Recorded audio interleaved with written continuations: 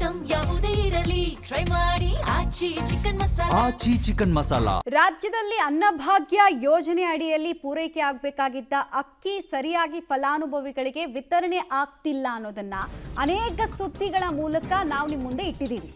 ವ್ಯತ್ಯಾಸಗಳಾಗ್ತಾ ಇರೋದ್ರಿಂದ ಜನ ಒದ್ದಾಡ್ತಾ ಇದ್ದಾರೆ ಅಂತ.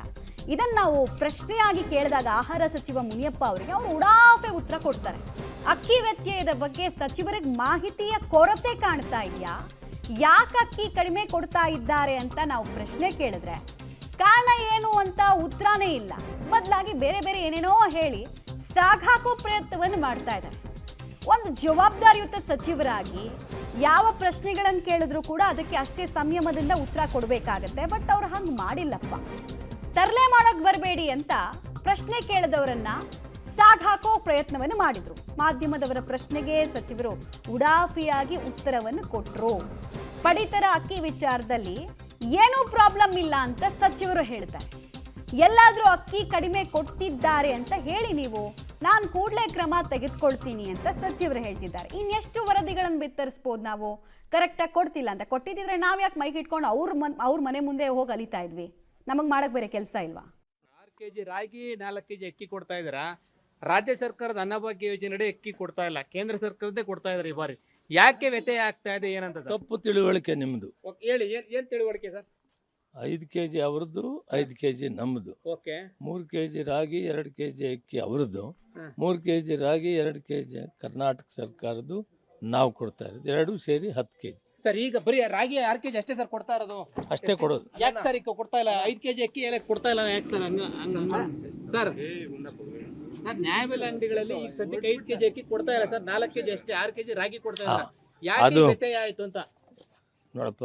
ಅಕ್ಕಿ ಏನಾದರೂ ಕಡಿಮೆ ಕೊಟ್ಟರೆ ಕಾನೂನು ಪ್ರಕಾರ ಕ್ರಮ ಜರುಗ್ತೀವಿ. ಕಾನೂನು ಪ್ರಕಾರ ನಾವೇನು ಹೇಳಿದ್ದೀವಿ ಅದನ್ನು ಕೊಡಬೇಕು. ಅದರಲ್ಲಿ ಯಾರಾದ್ರೂ ಏರ್ಪೇರ್ ಮಾಡಿದ್ರೆ ನಾವು ಕ್ರಮ ಅಲ್ಲ ಸರ್.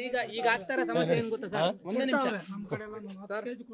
ಆಗ್ತಾ ಇರೋದು ಹೆಂಗ್ ಗೊತ್ತಾ ಸರ್? 2 ತಿಂಗಳ ಕಾಲ ಎಲ್ಲೋ ಒಂದ್ ಕಡೆ ಆಗಿದ್ದಿದ್ರೆ ಅದ್ರ ಮೇಲೆ ಕಂಪ್ಲೇಂಟ್ ಕೊಡಿ. ಸುಮ್ಮನೆ ಹೇಳ್ಕೊಡಿದ್ರೆ ಸುಮ್ಮನೆ ಮಾತಾಡಬಾರ್ದು. ನೀವು ನಿರ್ದಿಷ್ಟವಾಗಿ ಇಂಥ ಡಿಪೋನಲ್ಲಿ ಅಂದ್ರೆ ಸ್ಪಾಟ್ ಅಲ್ಲಿ ಆಕ್ಷನ್ ತಗೊಂತೀವಿ.